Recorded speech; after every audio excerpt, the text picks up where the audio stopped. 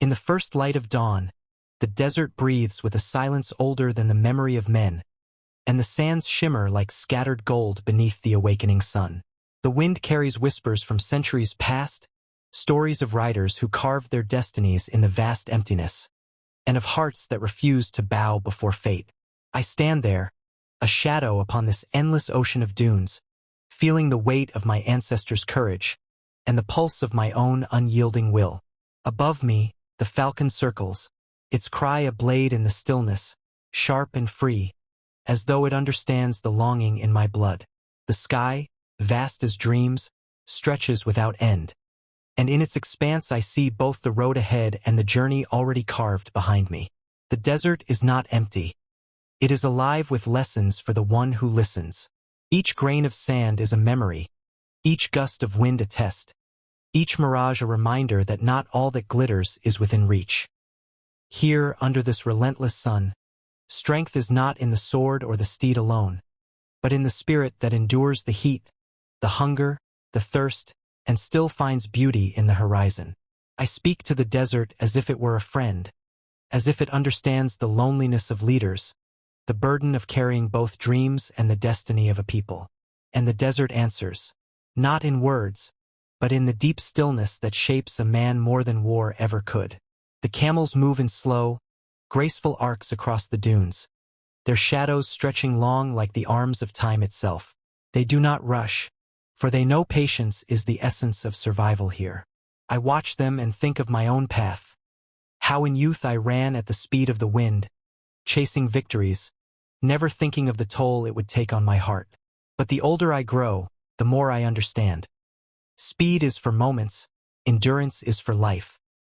The falcon dives, its wings cutting the air like poetry without paper, and I feel the thrill of the hunt within me still, that fire that will not die even when the hair is silver.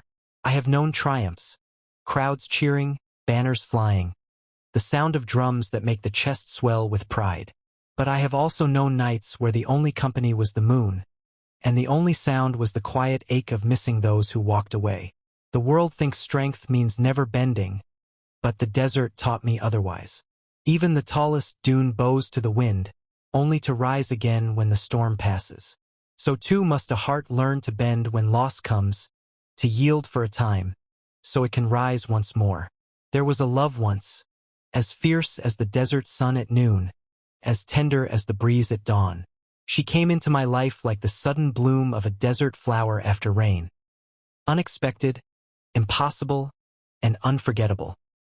Her eyes held storms and calm waters both. Her laughter was a spring that made my soul drink deep. Together we rode under the silver light of the moon, spoke in silences that only two hearts can understand. The road ahead is not written, and yet I feel its call as surely as I feel the beat of my own heart. Each step of my horse, each breath of the wind against my face, each glimmer of sunlight off the dunes is a verse in a poem too vast for paper. I have learned to read this poem not with my eyes, but with my spirit. The faint prints of a fox crossing the sand tell me of quiet survival. The sudden flight of a bird reveals where the hidden water sleeps. Every sound in the desert, from the whisper of grains shifting to the distant bark of a hound, speaks a language that no scholar can write, yet any child of this land knows by instinct. This language is the song of life itself, composed without ink, recited without end. Sometimes I ride with my men, their spears catching the dawn, their voices lifting in chants that have echoed for generations. We ride not for conquest alone, but for the joy of knowing we belong to something older and greater than ourselves. Our laughter carries over the dunes. Our loyalty binds us tighter than any chain. Our silence when danger approaches is as deep as the stillness before a storm.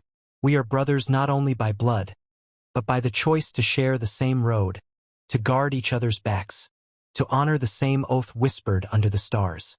When we camp, the fire burns low, and stories rise like sparks into the night.